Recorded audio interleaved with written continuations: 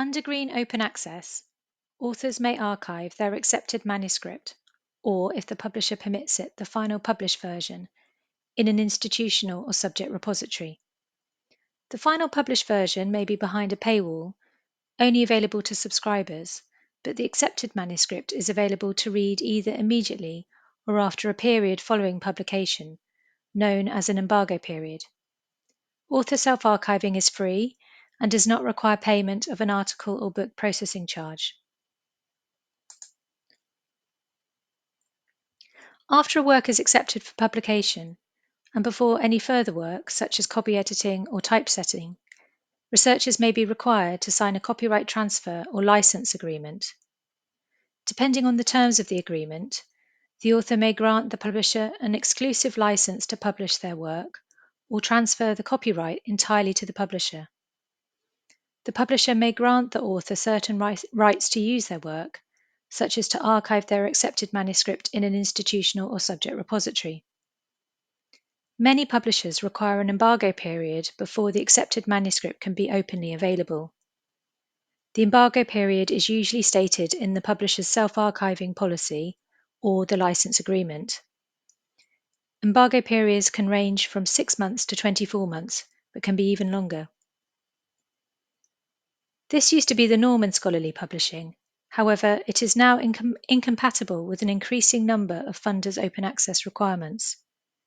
Many funders, including UKRI and its research councils, the Wellcome Trust, Cancer Research UK, the NIAHR, the Gates Foundation, and the Templeton World Charity Foundation, now require research articles to be openly available immediately upon publication with no embargo and under a CC BY license.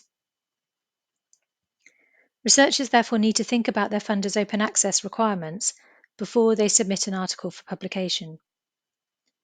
The Sherpa Fact tool can be used to help researchers check whether their chosen journal offers a compliant publishing option. The Journal Checker tool may be useful to researchers funded by Coalition S organisations, such as UKRI, the Wellcome Trust, and the Gates Foundation, although please be aware that guidance is phrased differently depending on the funder.